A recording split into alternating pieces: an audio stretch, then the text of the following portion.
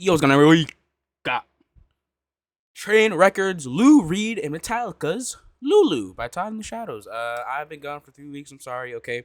My June, I had the best June ever, okay? I'm going to just say that. I've been very, very, very busy not working on this YouTube channel, which is very unfortunate because I know you guys miss my videos. Not to toot my own horn, you know, I'm seeing some people, gonna come back. I'm back, you know? But yeah, man, it's time now. It's time. It's summertime. I should be uploading every single day. I'm not gonna guarantee that, but I'm definitely gonna be uploading more. Like my upload schedule has been utter shit recently, so I'm sorry about that. I've literally just been so busy. It's genuinely crazy, like how busy my June was. We're in July now. It's time to focus up. Okay, I got 2 Todd videos. I got a Sean Faye Wolfie video. I got some other videos I want to react to. Billboard Hot 100 fucking stuff I got to react to. And it's all going down, man. It's all going down. Now I'm going to be honest. I don't listen to Metallica, and I never really have. I'm not going to lie. I know Metallica. Like, I've heard a Metallica song before, obviously, from Stranger Things, but you know what I'm saying, it's nothing crazy, maybe I might not know a couple stuff of this video, who knows. If you want me to know, I still do album reactions. Go to my Twitter, DM me. If you want to put in an album request for Metallica, do as you wish, okay? But right now, I'm not gonna lie, I don't have much knowledge on Metallica or Lou Reed. I don't even know who Lou Reed. I've never heard of Lou Reed.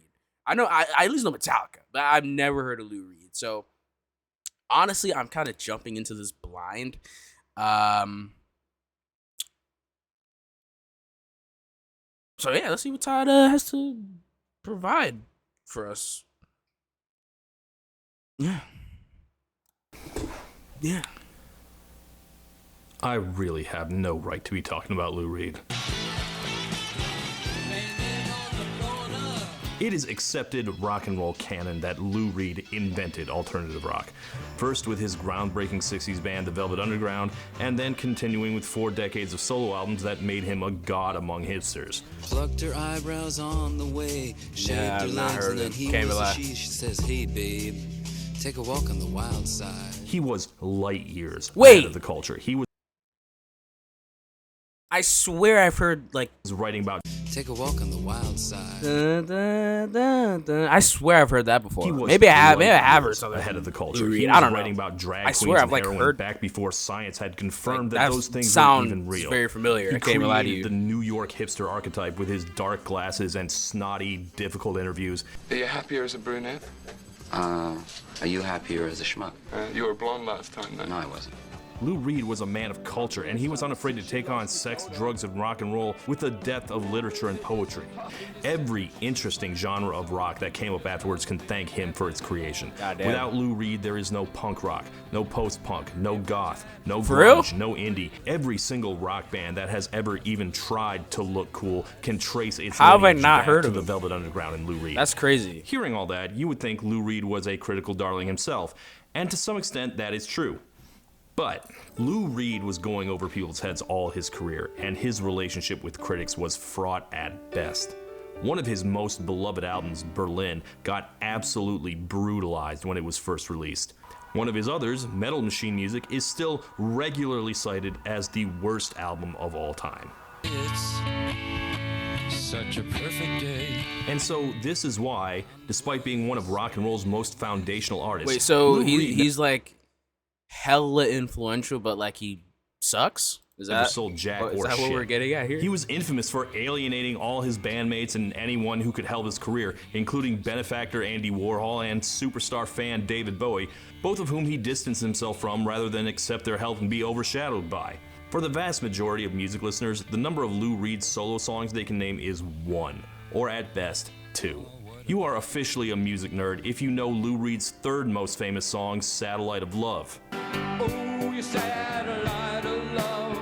Yeah, there's probably a bunch of MST3K fans whose minds I just blew right now. Yes, it's from a song. MST got that from Lou Reed.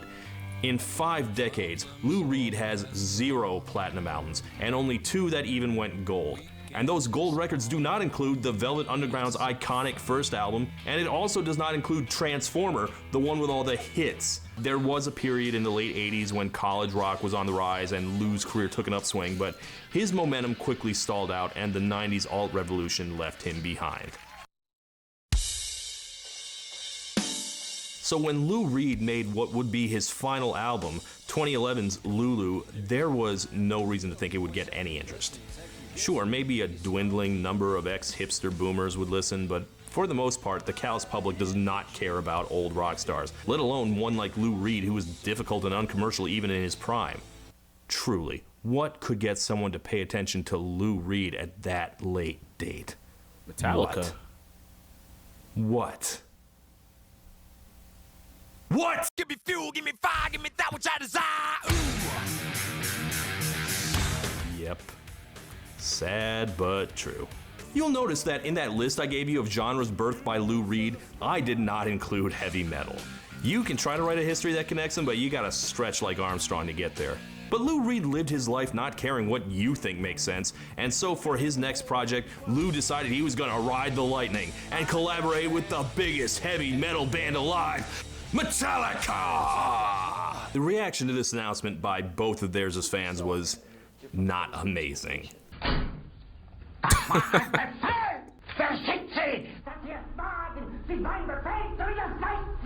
Metallica working with alt-rock legend Lou Reed? When Metallica headlined alternative festival Lollapalooza in 1996, it was treated as the death of alt-rock. So the two of them together, what could that even sound like? Hey babe, take a walk on the wild side, and the colored girl sang doot-a-doot, doot-a-doot-a-doot. But despite the skepticism, both Lou and Metallica seemed really excited and happy with the process. This was a bold new frontier for both of them. One of the greatest lyricists of all time, backed by one of the greatest bands of all time. This is gonna be... It's gonna be what it is. I want you on the floor, and in a coffin your soul shaking. I want to have you downing every meaning you've amassed, like a fortune. Rock on. I am the view. I am the table. I am the view. I am the table. I am all this. Even for someone who's had such legendary bad reviews over the years, Lou Reed seemed really shocked at how bad the reviews were for Lulu. Critics came out baffled, if not horrified, and listeners treated it like an instant joke. I am the table. But am I gonna be one of them? The more I think about it, there's probably more profit in defending Lulu than blasting it. Anyone can tell you that this is a demanding listen. I am a chorus of the voices that gather up the magnets. Anyone can tell you that this sounds like it was made by the guy outside the mall with a megaphone handing out pamphlets about lizard people. But it's not, okay? This is Lou Reed. This is his last gift to the world before he went to the great white light, white heat in the sky. Lou Reed is a legend. He's the originator. Damn, I didn't know he He's died. the table. Goddamn. We're all the table, damn it. Did he die? I don't know. I am the 10 stories. I am the table. I am the table. I am in way over my head. This is Train Records.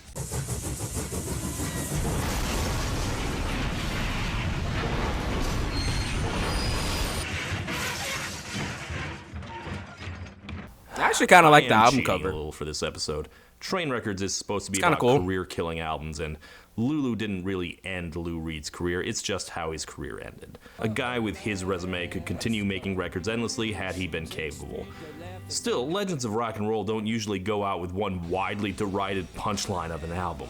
So when God gives you a gift like that, you gotta take it. So, to set the table for you guys and show how this all happened, goddamn we fucking have table, to go back bro. to October 30th, 2009, the Rock and Roll Hall of Fame 25th I was anniversary there. concert.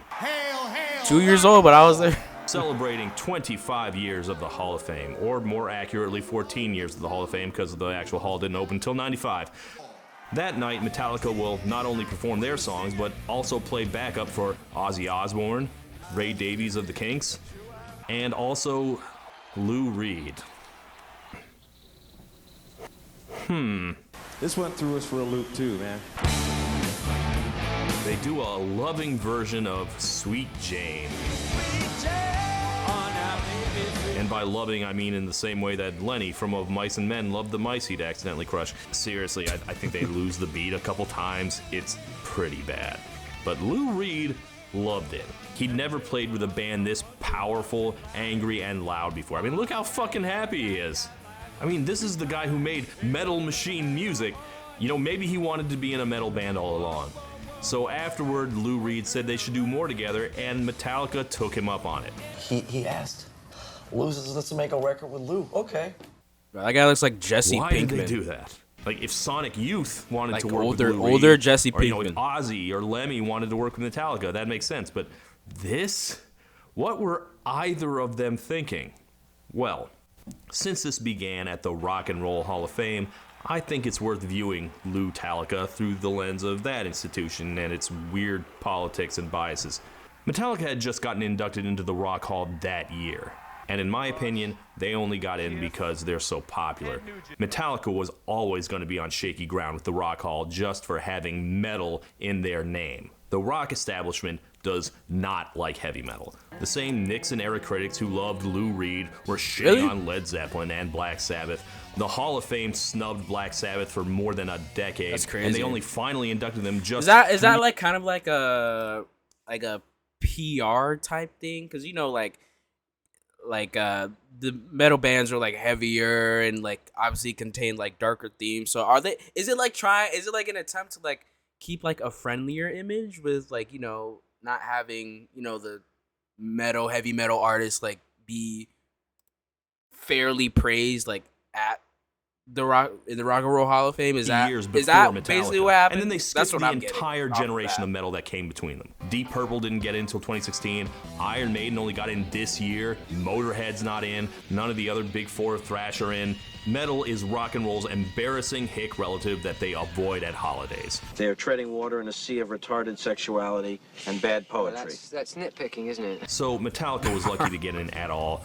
And that was a bright spot in a very rough decade. The Napster debacle, the Saint Anger debacle. 2008's Death Magnetic had righted the ship, but it wasn't exactly world-changing. It didn't make them any new fans. In fact, by 2009, heavy metal, and arguably rock and roll entirely, was cratering in popularity. Damn. So I think Metallica realized that their legacy was on shakier ground than they liked, and they were looking to stay on the gatekeepers' good side, you know.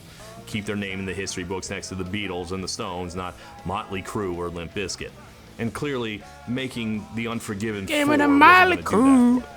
Meanwhile, on Lou Reed's side, one of his few decent selling records is Rock and Roll Animal, a live album where he put together a band with some real muscle and just let them shred on his old Velvet Underground songs.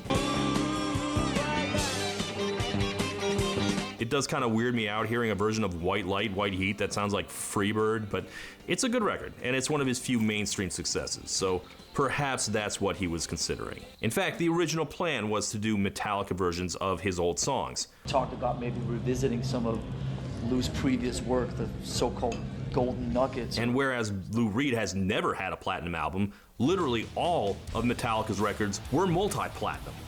Even Saint Anger, their most hated album, double platinum. So, Damn. What were they both thinking? Honestly, it looks to me like a pretty straightforward my cred for your hits swap. I lend you my aura of respect, and you give me access to your gigantic fan base and their generous wallets. Artists do this all the time. It's thoroughly normal. So really, what was everyone so confused about? Makes sense to me. So why don't we turn this baby on and see what comes out. First track, Brandenburg Gate. I would cut my legs and tits off when I think of Boris Karloff and Kinski in the dark of the moon. Mm-hmm. Cool. What? I would cut my legs and tits off when You would cut your legs? This crazy and tits opening line. Like, Made me fuck, I dream just of got here. Shit. Nosferatu, trapped on the Isle of Dr. Moreau. I'm... Okay. Research break. Okay.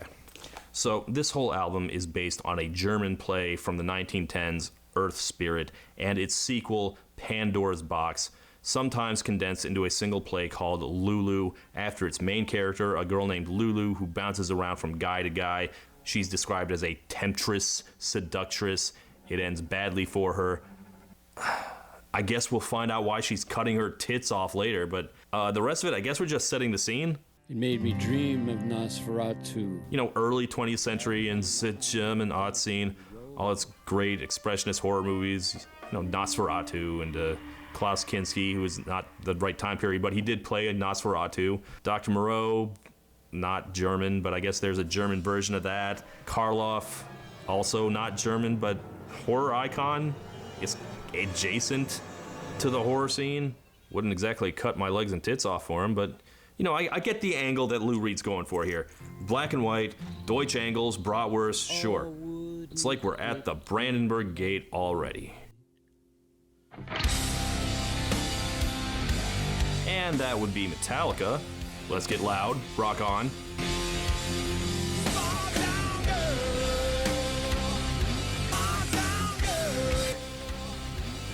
What the fuck?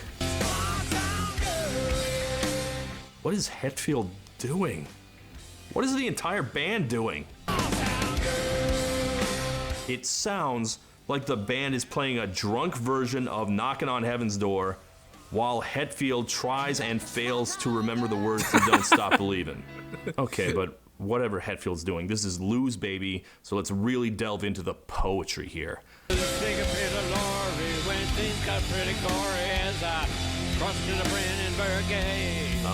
More German things.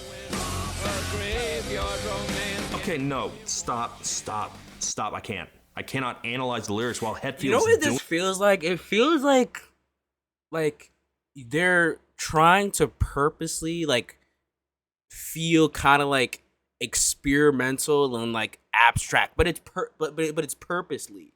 You know what I'm saying? Like when like a lot of like good experimental albums, a lot of them are not really, I would say not really done on purpose. Like you know what's a better word? They're forcing it. They're forcing the fucking abstractness of this shit. Like talk about like German fucking Nosferatus. Like that's what I'm getting off of this. Like that. It's like trying to read. Because I have no like it and it doesn't sound good either. Like it's supposed to sound like shit on purpose? While a fire alarm goes off. You know how 5-year-olds am I going crazy? They have a favorite song and just sing it as loud as they can over and over? Like, that's what this sounds like. The video doesn't help either. Like, what the, like... Why did Hetfield record the fucking curve, buddy? Words to sing over and over again? Is there a less Metallica-sounding phrase in the universe?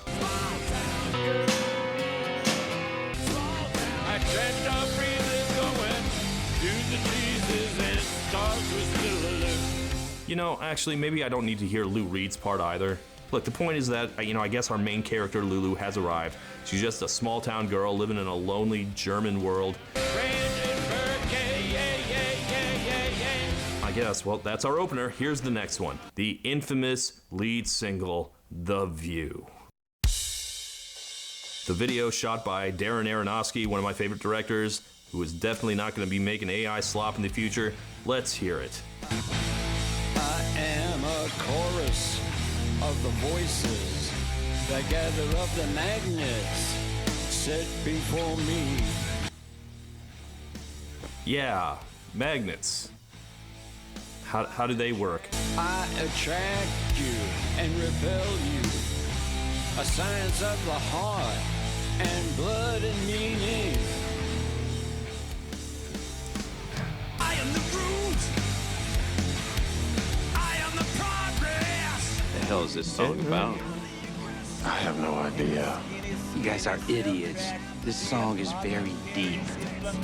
I just don't That understand. clip is exactly what I'm trying to say. Like, they're trying to fucking force this, like, deep, abstract shit. That's what it feels like listening being to made this. here. Lou Reed sounds 500 years old, and Hetfield sounds like he's trying to sing over him so you won't notice. Place sitting here beside me. I offer them to you as servants of the gold that you must give. Is this from the point of view of Lulu? Is this a character in the play? What are they doing? What the fuck is he talking about? Hold on, we're gonna have to stop again so I can understand this.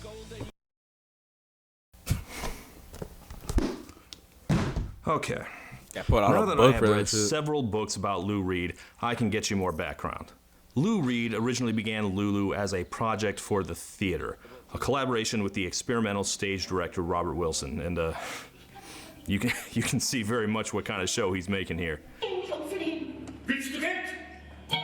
This is a part of Lulu Vavi Dance. Anyway, Lou Reed had already provided the soundtrack for a couple of Wilson's projects, like this one about Edgar Allan Poe. These are the stories of Edgar Allan Poe. Not exactly the boy that Shit looks lit as fuck. Okay.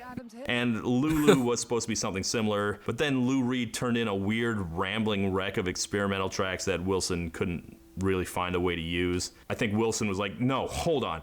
I'm the experimental one. You give me catchy songs that'll keep people from leaving. Like, I've only found very short clips of the play. Like, here they are singing bits of Brandenburg Gate. But mostly the Germans couldn't figure out how to do Lou Reed's offbeat, rambling English, so Lou Reed had a lot of leftover unused material that I guess he wanted to rescue. But if an experimental stage director can't figure this stuff out, Metallica really had no chance. None of us have seen it. Have you seen it? Including me. Any of you guys? Anybody? No Rob one. Fleming? But we will. They understood it even less. They were looking at it like, how are these supposed to be lyrics? Like, where's the beat supposed to go? What part is the chorus? But worship someone who actively despises you. That's the big problem. I cannot think of a band more unequipped for free verse poetry than Metallica. Everything we did on this project was so impulsive, so momentary, off the floor. That's not how we I normally still make fuck with the music. cover, Like, man. this That is shit's not a like loose, jammy band.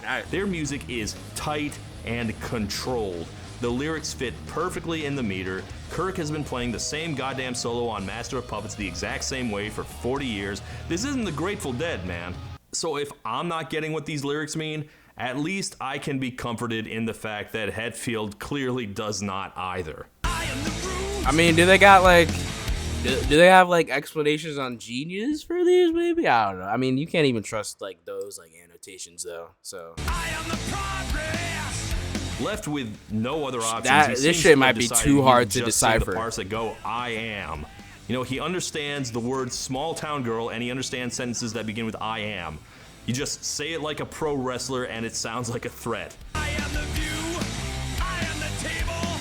I am all this. I am the root. I am the view, I am the root, and I'm coming for you, Hulk Hogan. Blood and meaning. Love this shot too. It's, yeah, meaning. I understand this. I am the table. Hetfield clearly has no clue what Lou means by I am the root, I am the table, I am the tablet. or the Tablet. tablet. Oh, Wait, is shit. it the table Yeah, or iPad. the tablet? Like, did Hetfield read the lyrics wrong? Bravo. Well, glad you liked it, Lou. Okay, this is the next one, Pumping Blood. Puppy blood. Puppy blood. Okay, at the very least, this one resembles a song more, Pumping Blood, and I guess I understand what it's about. Lulu ends up a prostitute. I guess this is all about giving people boners. I waggle my ass like a dog prostitute. You think less of me? Well, at least I understand it. You know, this fits with Lou Reed's catalog. Lou always liked writing about sex workers and the psychology of that. I don't know if Metallica's the right band for that. I could be wrong, but Metallica has never written a sex song, right? They do have an album called S&M, but that's just a pun. Metallica's music is like Darth Vader. Badass, stone cold, but thoroughly unsexy. Tied up in leather, would you take the measure of the blood that I pump and the manic confusion? Anyway, this song is still pretty abstract, but I get the gist at least. I feel like I mostly get it. Oh, Jack, I beseech you. It's at this part of the end where she's talking. honestly, bro, just get rid of this Lou Reed guy. Have these just put up these instrumentals and just say fuck it, bro. Like, get rid of the lyrics and shit, and Jack. it'll be passable, man. Fuck Like, Jack. this guy, You know- no. You know what this guy's doing? He's literally just like hopping on like Metallica instrumentals, and then he's just like straight yapping. Like Actually, I should probably it's find out honestly, what this like, whole kind of Lulu annoying. thing is.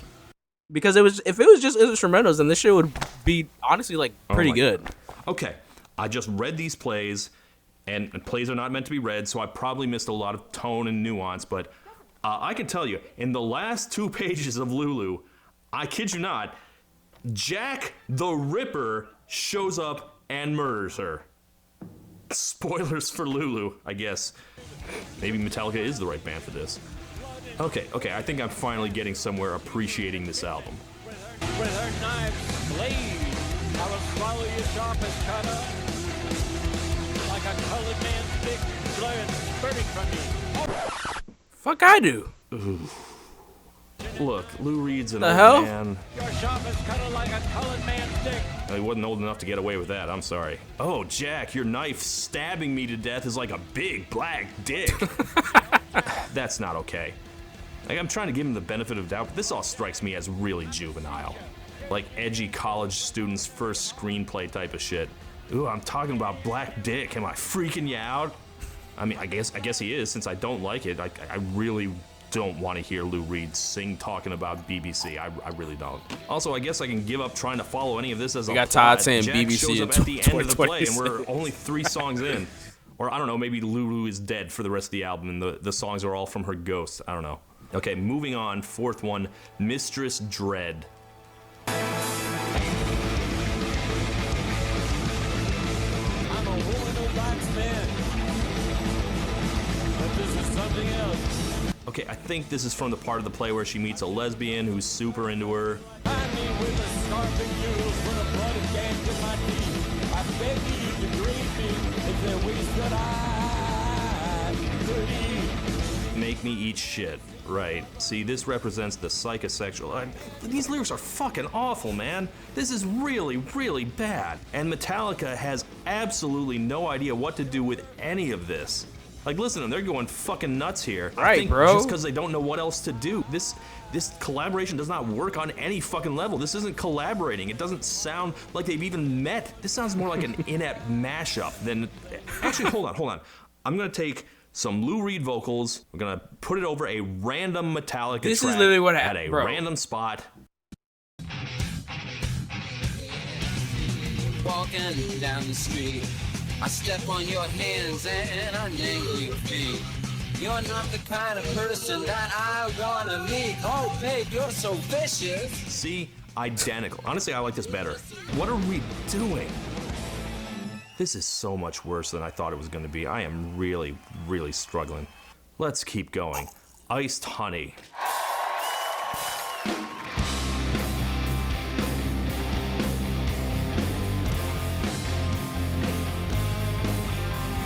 I love this song. This is immediately my favorite song on the record. This is great. Fantastic. Wonderful. I love it. What's this instrumental? Sorry. Oh. That's probably an overreaction. It's just, it sounds like music. Like, there's an actual riff. There's an actual groove for a second. It sounds like Heroes by David Bowie, but with, you know, Metallica bending it heavier. This is great. Can't trap a butterfly in a jar. If I can't keep my heart where I want it to be. It's actually probably not great. I don't the know. more I think Yeah. about it, it's probably No, not very good, but it's- it is a song.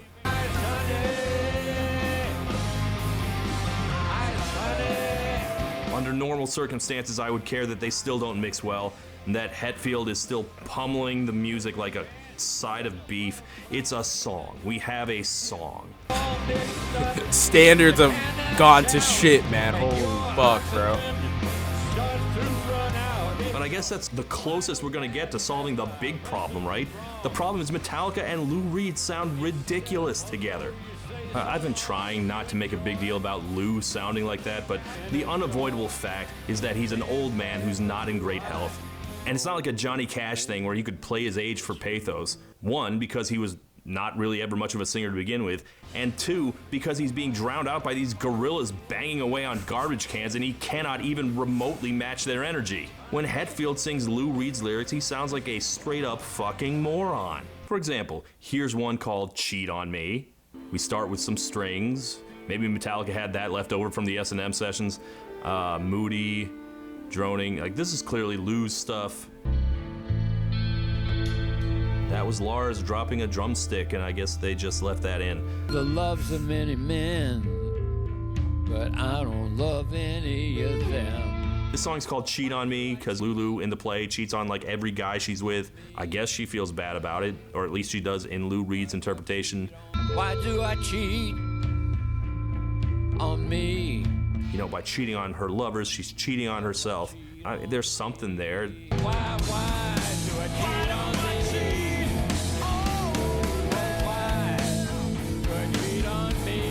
There's just no way to connect with it while Hetfield is doing that in the background.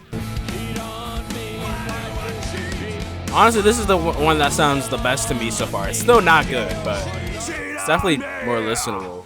I hear this, and literally the only thing I can think of is Napster band. I gotta say this, Metallica's not a stupid band. Fire band! Fire band! Yeah, I laughed at this cartoon too, but they have complicated song structures. They read at least a little. I mean, look at that. That's a book. Maybe it's just all in the delivery. Maybe Metallica. The Hungry Caterpillar. Caterpillar. If you let Lou Reed sing them behind his hipster sunglasses. My lifestyle determines my death style. You know, why is metal such a separate genre from alternative? You know, why were punks and metalheads always at each other's throats?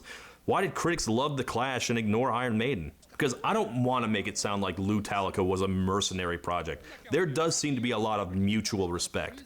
James said it himself. He said Metallica and Lou Reed are both outsiders to society. And, you know, certainly that was true of metal as a whole, sounds just like as much it. as God punk. damn. Lou Reed, I think, is kind of a solo version of Metallica. So why couldn't these two sides get along? I can't put my finger on it, but for a lack of a better word, punk, alternative, all that stuff is cool, and metal is just not cool. It's awesome, it's badass, but it's not cool. And I feel dumb trying to define what I mean by that. I guess I mean it just doesn't try to show you that it's smarter than you. It's trying to impress you. Like, the music is all very technical. You have to have chops to play it. It tries very hard, and I guess that's just the opposite of the alternative ethos. Come off, I slap your face and I bite your shoulder. Lou Reed's big thing is that he wanted to capture Metallica's power and rage, but I really don't think he gets them either. I doubt he was doing much headbanging before this project. I mean, if he had known anything about Metallica, he wouldn't have picked them to try and get himself a hit record, because Metallica fans are always angry. And some kid came up to me and he spit on me. And he says, "You sold out." They are angry all the time. They're angry about Metallica selling out. They were angry about them cutting their hair. They're angry about Saint Anger. They were angry about people being angry about Saint Anger. They're angry about my Saint Anger video, and they're angry about this video too. So naturally, they were angrier than fucking ever. I would cut off my dick and both of my legs to wonder what the fuck Metallica and Lou Reed were thinking. It's very easy to just kind of join in the chorus of, oh, it's rubbish, and all the rest of it, because it is rubbish. It was always going to be a disaster to force these metalheads to listen to this old guy who can't sing and these songs with no hooks. Boy, I am really failing at this whole defending Lulu thing. Oh, that's what I told myself what I was going to do, and I couldn't even get started. You know what? Clearly, I am out of my depth. I spend too much time reviewing Dua Lipa. I am clearly not cultured enough to understand the master. So you know what, actually, I'm going to stop. I'm going to stop for a moment so I can absorb the entire Lou Reed discography.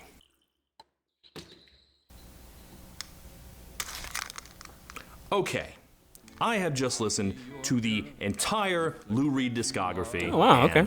I don't know if this is going to be a hot take or what, but here is something I feel needs to be said. Lou Reed is not a difficult artist.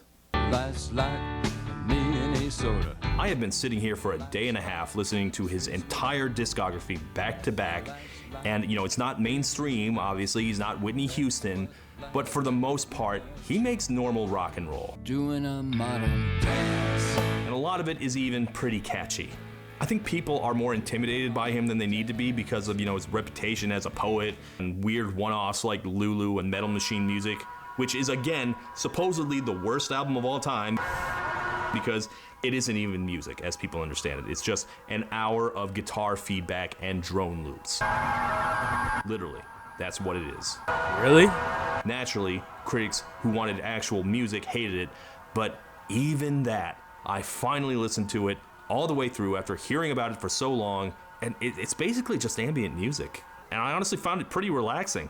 I mean, I probably won't listen to it again, but that's his one really abstract project, and I didn't even find that hard to listen to. But the lyrics, right? That's where people really didn't understand him, right? Yes, but Lou Reed's lyrics are difficult because they could get really bleak. Why is it that you beat me? Or provocative, but not because they were inscrutable. He's actually a really direct lyricist. He writes really understandable narratives about drug addiction or prostitution. Not I'm the table, I'm the tablet, I'm the root, or whatever. What I'm saying BBC. is, Lulu is not just musically different for him because of Metallica. It is lyrically and structurally a billion miles away from everything people ever liked about Lou Reed. This is not even good for Lou Reed's fans. Like, I admit I didn't like Berlin as much as I wanted to, but it tells a story. There's a structure to it, and there's just no structure to Lulu at all. Both the songs themselves and the album as a whole, it's completely formless. I have read several people try and make sense of this album. One of these books I got said that Lou's dog had just died, which might explain something, like, fair enough. It suggested that the song Little Dog might be a tribute to his dog. Little dog don't care what you got, as long as you can raise that little doggy face to a cold-hearted pussy. No, it's just a song about how Lulu's a bitch. And I have seen Lou Reed's superfans try and defend the last track, Junior Dad, about a fraught relationship with his dad. The greatest disappointment aged with him and changed him. Aged with him and changed him into Junior Dad. And I guess that one is a little more legible than the rest of the album. Hetfield, who has his own daddy issues, was reportedly really moved by it, and I can kind of hear what fans hear in it, but I think I was just too exhausted by that point. This thing is an hour long. All the songs are really long. Would you pull me up? Would the effort really hurt you? I get it, but I personally couldn't really find a way into it. I just did not have the capacity to listen to this album anymore by the time I got to it. The worst songs are all that right makes at the sense. front, and if you make it to the end of this album, you'll be rewarded with 10 more minutes of droning. I give up. Lulu defeated me. I wish I were the kind of critic who could find some kind of deep analysis in Lulu. There's probably someone much smarter than me who can tell you how cutting your tits off has meaning to the trans experience or something like that. I'm just not that subtle a thinker. Even with all the I was gonna media make a of it, joke, but I was just too could not scared. I was derive any thinking about it. enjoyment from this album. I really don't think critics were hoping this album would be bad, but they unloaded both barrels into it. By Lou's standards, it sold pretty well, but by Metallica's, it was a disaster, and a planned tour to support it got canceled. And for all the mutual respect they had for each other, I think probably they had too much respect for each other. Lou Reed should have said, hey, tone it back a little and loosen up. And Metallica should have said, hey, can you write an actual song for us? If it was supposed to make Metallica look smarter and more versatile, it did the opposite. If it was supposed to make people excited about Lou Reed again and cement his legacy, it only made him look more inaccessible and off-putting than ever. Lou passed a couple years afterwards, and I don't know if it's tragic or if it's just fitting that he went out with one last barrage of terrible reviews. It does kind of break my heart, considering that when one of Lou's other collaborators, David Bowie, passed a few years later, he got to go out with one final beloved masterpiece. But maybe this is yet another one where Lou Reed was way ahead of everyone. Metallica still speaks very highly about working with Lou Reed, and they're still very proud of Lulu. And despite the immediate backlash, Lulu always has had its fans and defenders, one of them being David Bowie himself. He said someday everyone would catch up to it the same way they caught up to everything else. So what I'm saying is that even if most people couldn't find a way into it, the chance for a full, critical reclamation of Lulu is still on the table. Oh my god, I'm not reviewing anything but Sabrina Carpenter ever again.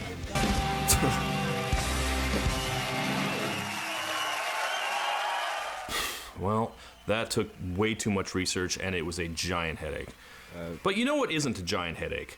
The streaming platform that supports this YouTube channel. And they've got some great videos like this one. South Park. Is it still a brilliant satire that takes down both sides? Oh, is it? Or did it create a generation of lazy idiots and casual racists that led us directly to our current moment of crisis?